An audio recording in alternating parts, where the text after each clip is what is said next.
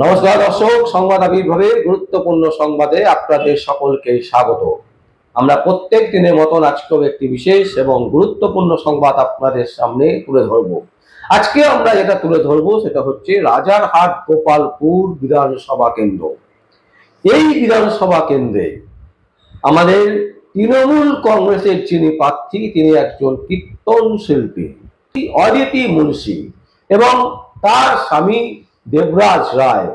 এরা দুজনে মিলে কিন্তু এই কনস্টিটিউশনটাকে চালান, মানে রাজারহাট গোপালপুর যে বিধানসভা কেন্দ্র, সেই বিধানসভা কেন্দ্র।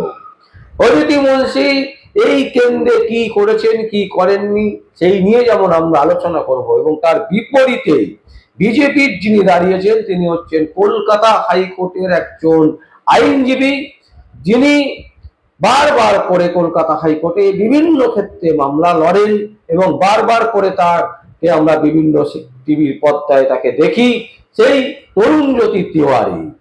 এই দুজনের মধ্যেই কিন্তু লড়াই হবে। সিপিএম এর একজন দাঁড়িয়েছেন, তো সেই প্রার্থী নিয়ে আমরা খুব একটা বেশি কথা বলবো না, কারণ তিনি এই গোপালপুর যে বিধানসভা, রাজারহাট বিধানসভা, এই বিধানসভায় খুব একটা কিছু সিপিএম যে ভালো কিছু করতে পারবে সেরকম কোনো ইঙ্গিত নেই। তবে লড়াই যেটা হবে সেটা হচ্ছে তৃণমূল ভার্সেস বিজেপি। তৃণমূলে দাঁড়িয়েছেন হচ্ছে অদিতি মুন্সি, একজন কীর্তন শিল্পী, একজন গায়িকা, আর বিজেপির হয়ে দাঁড়িয়েছেন কলকাতা হাইকোর্টের একজন আইনজীবী, যিনি হচ্ছেন তরুণজ্যোতি তিওয়ারি। কে জিতবে জল্পনা তুঙ্গে। এই কেন্দ্রে কিন্তু ইতিমধ্যে সরগরম, কিন্তু তার মধ্যেও যদি আমরা দেখি, যদি সঠিকভাবে চুলচেরা বিশ্লেষণ করি, তাহলে আমরা একটা জিনিস বলতে পারি। কি বলতে পারি? কে জিতবে কে হারবে, এই প্রশ্নটাই যে বারবার করে উঠে আসছে, এবং এই প্রশ্নের অ্যাকচুয়ালি উত্তর কি, সেই উত্তরটা যদি আপনারা শোনেন অনেকের ভালো লাগবে, অনেকের খারাপ লাগবে। কারণ পক্ষ বিপক্ষ সব সময় আছে, কেউ তৃণমূলের পক্ষে, কেউ বিজেপির পক্ষে, কেউ বিজেপির বিরুদ্ধে, কেউ তৃণমূলের পক্ষে, কেউ তৃণমূলের বিরুদ্ধে, বিজেপির পক্ষে। তাহলে জিতবেটা কে? কি মনে হচ্ছে? আমরা এই অঞ্চলের বিভিন্ন জায়গায় ঘুরে দেখেছি, এখনো পর্যন্ত তরুণজ্যোতি তিওয়ারির সেইভাবে কোনো দেওয়াল লিখন বা ব্যানার বা পোস্টার চোখে পড়েনি। তার মানে প্রথমেই আমরা যদি বলি, প্রথমেই কিন্তু তরুণজ্যোতি তিওয়ারি পিছিয়ে গেল বেশ কিছুটা। কারণ হচ্ছে কি, এই অঞ্চলে আমরা দেখেছি রাজারহাট গোপালপুরের বিধানসভা কেন্দ্রের বিভিন্ন জায়গায় যদি আপনি ঘোরেন, তাহলে দেখবেন অদিতি মুন্সির পোস্টার, ব্যানার, দেয়াল লেখন ইতিমধ্যে শুরু হয়ে গেছে এবং স্পষ্টত চোখে পড়ছে বিভিন্ন জায়গাতে। সেখানে কিন্তু তরুণজ্যোতি তিওয়ারির কোনো ব্যানার, কোনো পোস্টার, কোনো হোর্ডিং কিচ্ছু আপনি দেখতে পাবেন না। এখন তরুণজ্যোতি দাবি করতেই পারে যে আমাদের প্রচার এখনো শুরু হয়নি, কিন্তু না তরুণজ্যোতি বাবু, প্রচার অলরেডি শুরু হয়ে গেছে।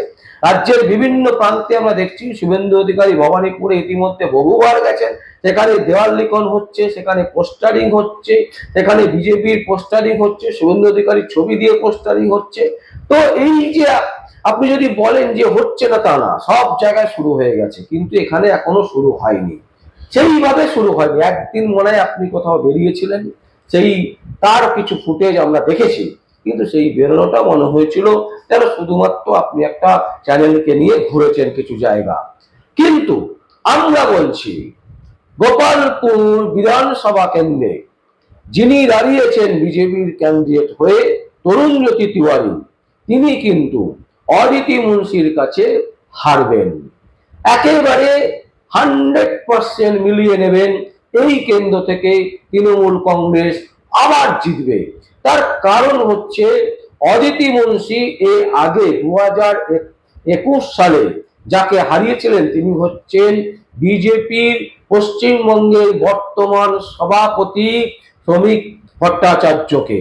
এই রকম একজন হেভিওয়েট ক্যান্ডিডেটকে কিভাবে তিনি হারালেন তার কারণ হচ্ছে এই অঞ্চলগুলোতে একেবারে পিওর বাঙালির সংখ্যা অনেক বেশি, যেখানে নন বেঙ্গলি মানে যারা বাঙালি নয় এই রকম সংখ্যাটা কিন্তু অনেক কম। যেমন আমরা আগে দেখিয়েছিলাম যে ভবানীপুরে একজন বিশিষ্ট আইনজীবী তিনি পরিষ্কার বলছেন যে শুভেন্দু অধিকারী কেন জিতবে, কারণ সেখানে বাঙালি নেই, সেখানে হিন্দু আছে। বাঙালি বাদ দিয়ে, বাঙালি ছাড়া যে হিন্দুরা আছে, যেমন গুজরাটি আছে, যেমন মারওয়ারি আছে, এই রকম যারা যে সমস্ত জৈন আছে, হ্যাঁ, এই টাইপের যে সমস্ত হিন্দুরা, তারা হচ্ছে ভবানীপুরে অনেক বেশি। তার কারণ তাদের কাছে অনেক বেশি পয়সা। তারা মাল্টিস্টোর বড় বড় বিল্ডিং, সেই বিল্ডিং, এক একটা বিল্ডিং এর এক একটা ফ্ল্যাটের দাম হচ্ছে 1 কোটি 2 কোটি 3 কোটি 4 কোটি টাকা, যেটা মমতা ব্যানার্জির নেতৃত্বে হয়েছে।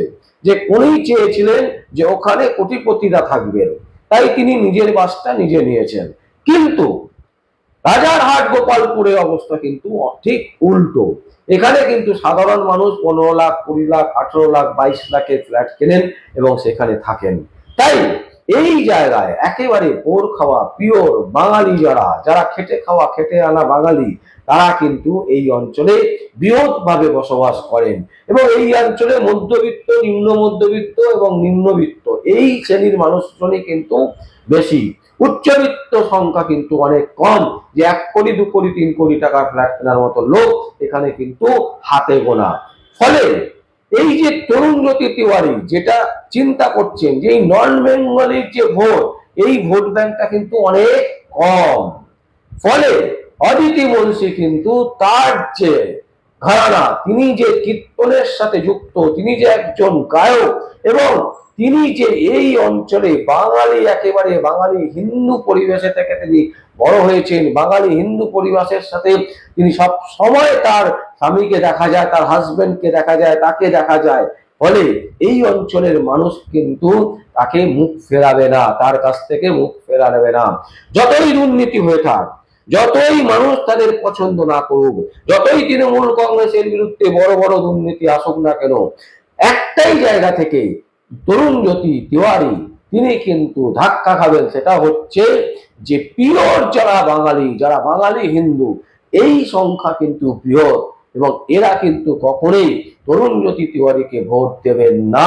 ভোট দেওয়ার সম্ভাবনা অনেক কম, যার ফলে তরুণজ্যোতি তিওয়ারি কিন্তু এই রাজারহাট গোপালপুর বিধানসভা কেন্দ্র থেকে তার হারার চান্স কিন্তু 99.9% আপনারা লিখে রাখতে পারেন।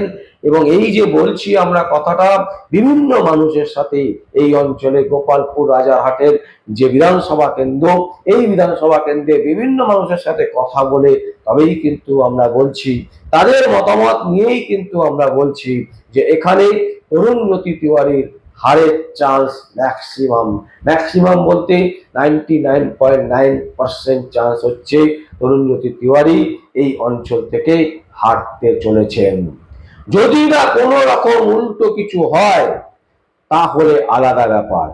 আমরা একটা কথা বলছি, যদি শুভেন্দু অধিকারী, যে যুক্তির জন্য শুভেন্দু অধিকারী জিতবেন ভবানীপুর থেকে, ঠিক সেই যুক্তির জন্য রাজারহাট গোপালপুর থেকে তরুণজ্যোতি হারবেন, এটা একেবারে স্পষ্ট। দর্শক, আমরা এই সংবাদ আপনাদের সামনে তুলে ধরলাম। যদি আপনাদের কোনো বক্তব্য থাকে, কোনো কমেন্টস থাকে, অবশ্যই আপনারা কমেন্ট বক্সে কমেন্ট করবেন। আর দেখতে থাকুন পরবর্তী সংবাদ আবির্ভাবে। আমার নাম বিশ্বজিৎ পাল, সংবাদ আবির্ভাবের জন্য।